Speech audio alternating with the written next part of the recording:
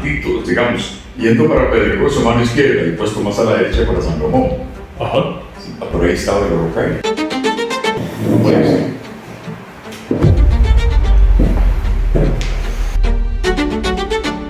Un placer. ¿Ya está grabando? Sí. Ah, sí, bueno. Obviamente lo editas. Ajá.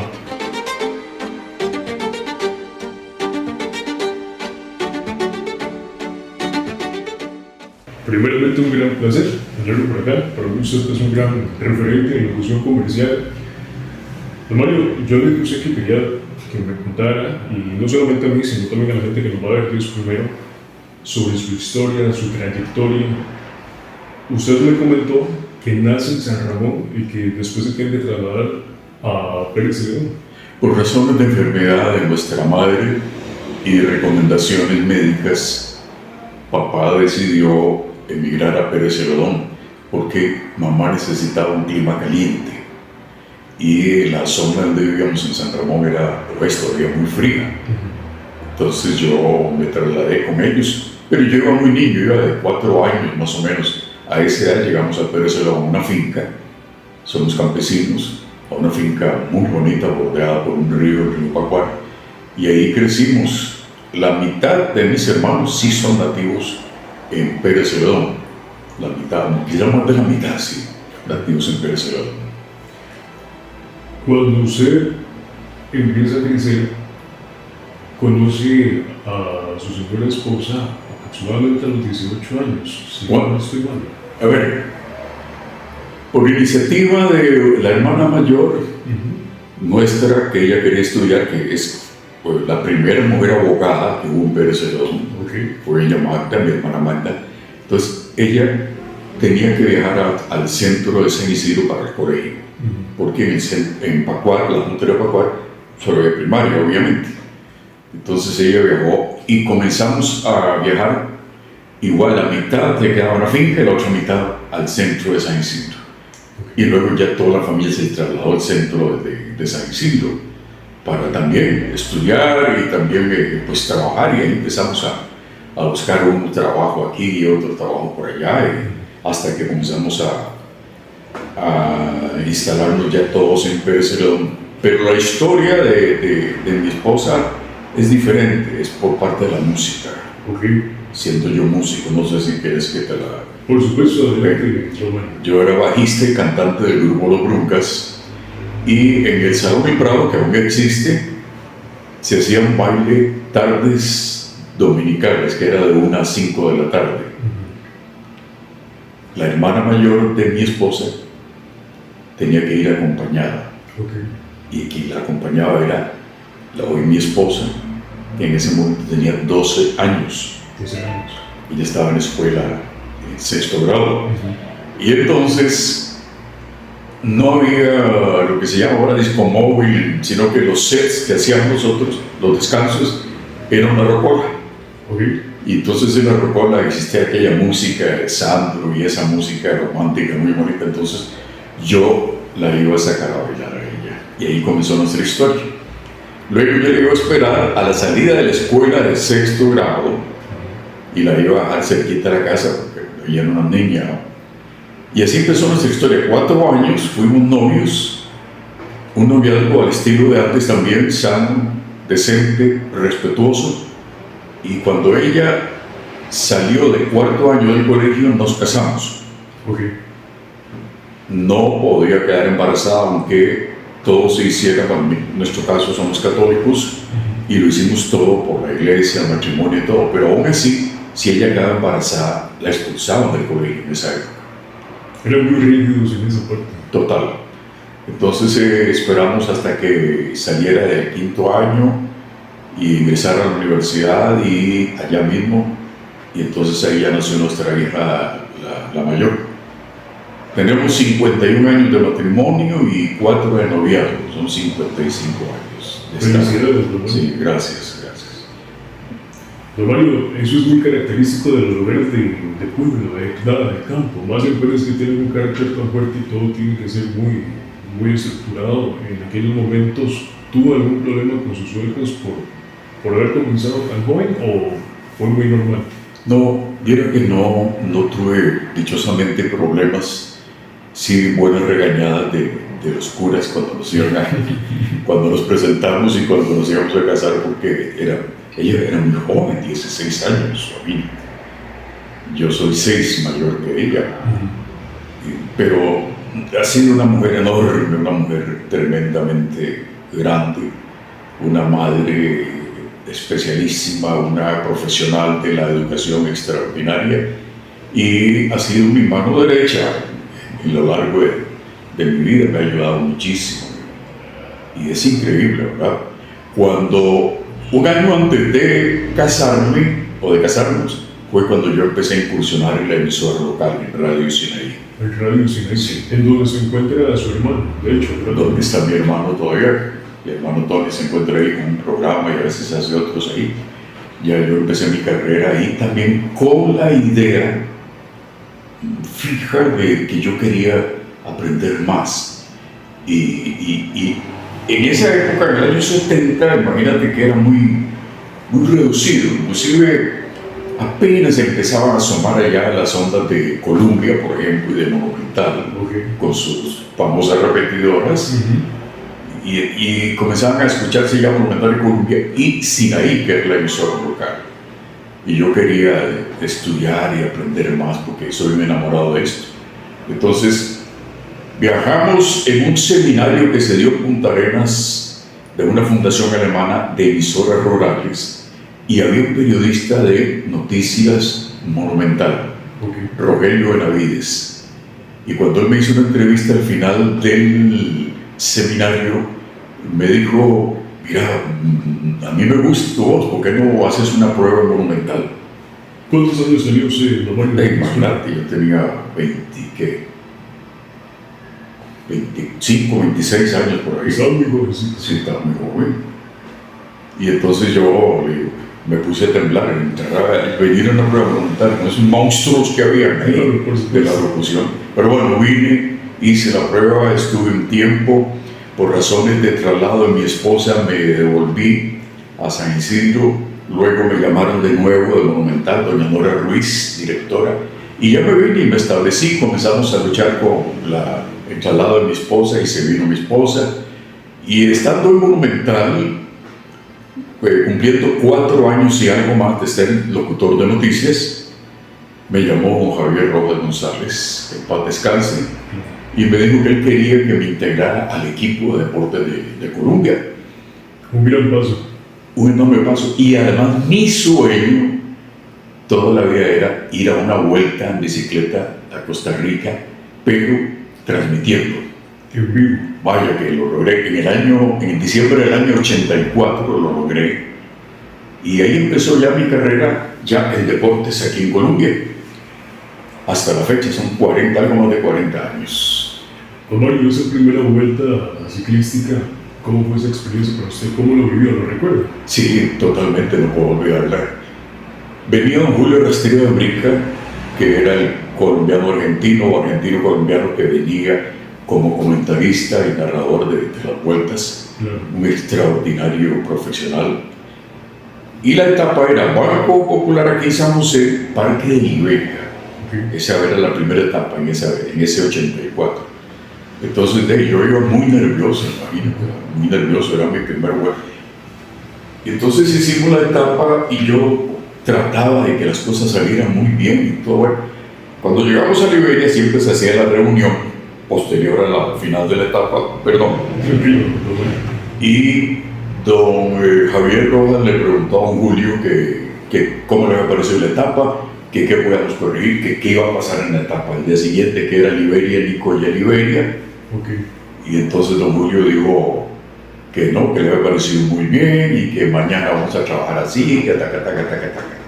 Y al muchacho nuevo, al lado que él tenía, se refería a mi persona, dice: suena muy bonito, tiene bonita voz, pero tiene que salirse de la cabina, estás metido en una cabina.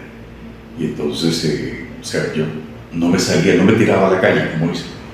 En la tarde yo fui a buscarlo a la habitación para decirle, y a don Julio no lo podía tocar nadie en la tarde, porque él estaba descansando, Mati. Y yo llegué y le toqué la puerta: ¿qué querés? Déjame descansar. Y don Julio, perdón, es que tal. Y entonces Benny ya comenzó a darme unos consejos de cómo aquí, mire esto, hágalo así.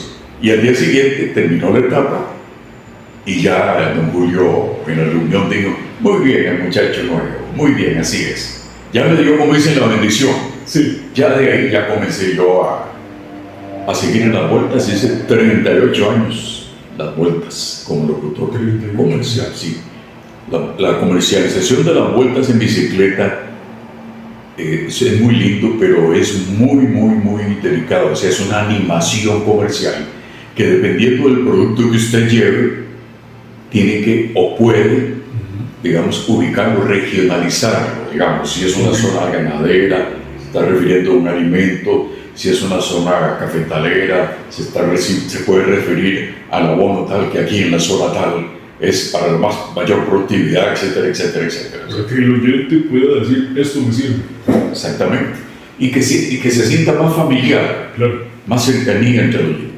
Ahora, hay una cosa que yo he proclamado, luchado, he sugerido a los compañeros con todo el corazón, es el respeto que nosotros como comunicadores, como locutores debemos tener hacia el oyente, porque nosotros nos debemos al oyente. Ese es nuestro pan diario. Nosotros no podemos irrespetarlos, maltratarlos, hacerles chistes de mal gusto. No, los oyentes merecen todo el respeto de la vida, del mundo. Entonces yo he tratado en mis 56 años de carrera y 40 solo aquí, de ser muy respetuoso con los oyentes. ¿Y con qué me han pagado? Con mucho cariño, con mucha gentileza y con un seguimiento que yo digo que no tengo con qué pagarlo, porque los oyentes nos escuchan siempre y me tienen gran cariño, y eso se lo devuelvo yo con eso, con mucho respeto. Algo que comentaba don Richard de Radio Periódicos Reloj, que no hay locutor sin público, entre otras palabras. Entonces, tiene mucho sentido, don Mario, lo que usted nos comenta, de que hay que darle ese respeto, y también no solamente al público, sino a las personas que piden el anuncio como tal, ¿verdad? Totalmente. Hay dos tipos de locuciones muy importantes, que es la de noticias, que yo la hice por más de 20 años. Con don Rolando Angulo la hice, pero estando él aquí. Okay. Y tuve el honor de que él me concediera la lectura de sus editoriales en los últimos 2 o 3 años de su radio periódico, que es algo muy especial para uno como locutor. Por supuesto. Interpretar la idea o las ideas que tiene el director en un editorial.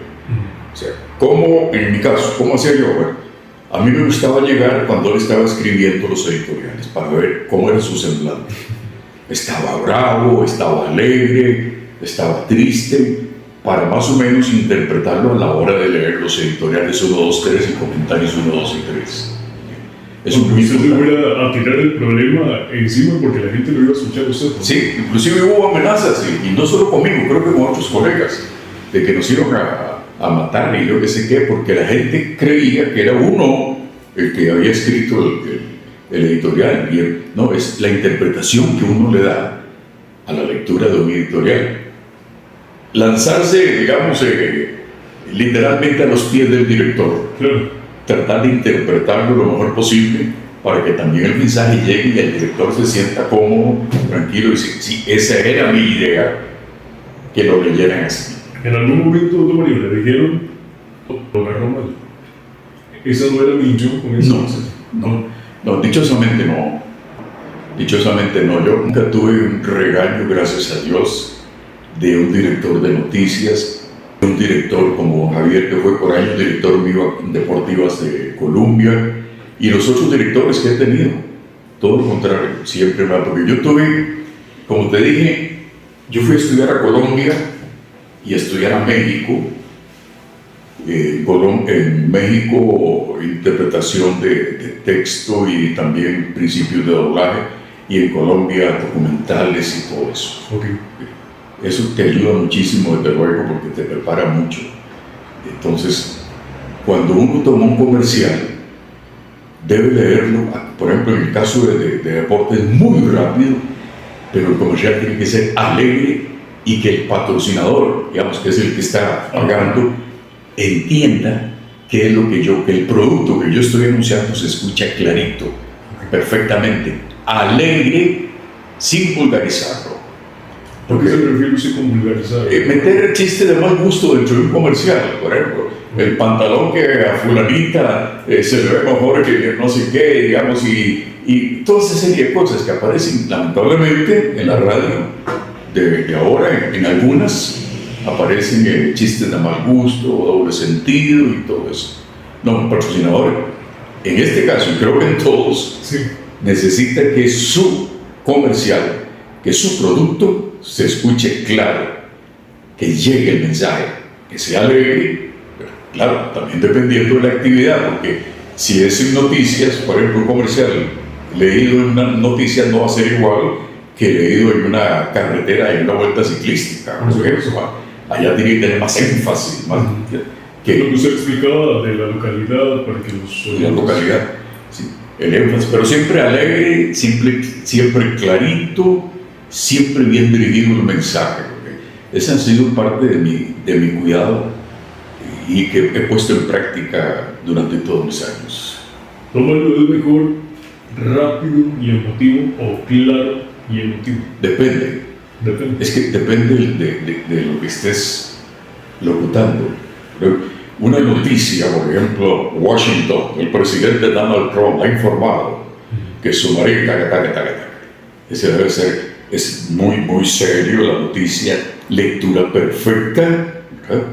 Y también buen énfasis en lo que hay que ponerle énfasis. Y con mucha presencia también. Y mucha presencia, ¿verdad? Porque yo no puedo, en una lectura de noticias, no puedo decir Washington, el presidente Donald Trump, obviamente. Por eso depende de lo que usted esté leyendo, así hay que actuarlo también. Si es un comercial en noticias, si es un comercial en deportes, obviamente si es una nota luctuosa, si es una pasarela que está animando, si es una ceremonia de grabación, si está, en fin, todos tienen su nivel, sus bemoles, ¿no? Por supuesto. Don Mario, ¿se ha puesto a pensar qué hubiera sido de usted si no hubiera estado en radio? ¿En qué campo le hubiera gustado estar? ¿Usted que era músico antes de...? Esa es una muy buena pregunta. Pero curiosamente, y agradezco mucho a Dios que Dios me dio la oportunidad de estar en las dos cosas que yo amaba, soñaba y sigo amando, que era música y saber retirarme a la buena hora como músico y asumir otro compromiso y otro rol, igual porque la música tiene mucha seriedad también, ¿verdad? Que es la radio, pero yo sí desde el principio de la radio sabía perfectamente que no me podía quedar donde yo estaba. Primero, una zona rural muy linda, precioso mi pueblo, precioso mi San Isidro en general, pero era muy poco lo que yo podría avanzar ahí en esa época. Es que ahora es diferente. Entonces tenía que ver cómo yo me trasladaba a San José, digamos que había mucho más posibilidades. Pero no creas que aquí fue fácil para mí y para mi familia, sobre todo para mí. Yo tuve que enfrentarme a muchos retos aquí, mucho sufrimiento para poder ir escalando en la radio. Okay. No todo el mundo me llegaba y me aplaudía y no.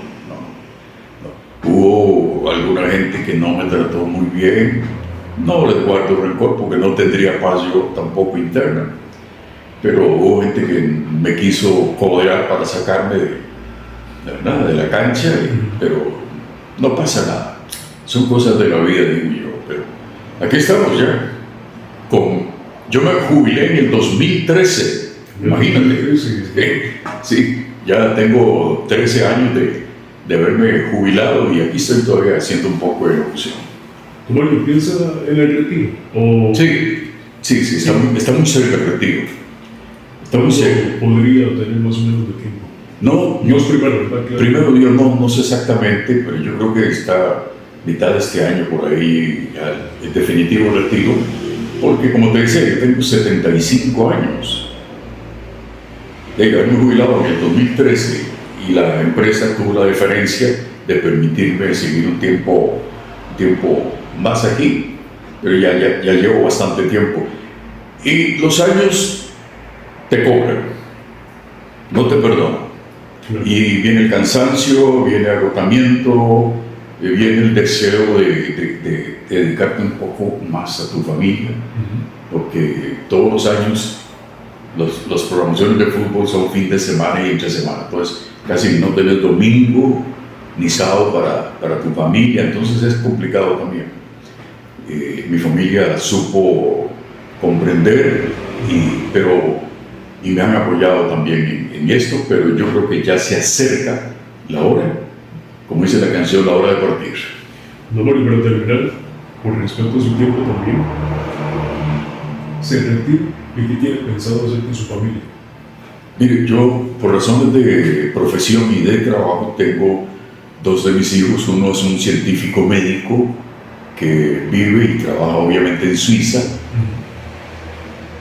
y el otro es un ingeniero que trabaja con una empresa francesa pero en Hong Kong. Están bastante lejos. Sí. Y la hija mayor es odontóloga y su esposo también es odontólogo, tiene su clínica aquí en Guadalupe, vaya el comercial. Y entonces... Mario, usted haga... y entonces a Suiza hemos ido varias veces, inclusive cuando él se casó, pero a Hong Kong no. Entonces queremos visitar a nuestro hijo en Hong Kong.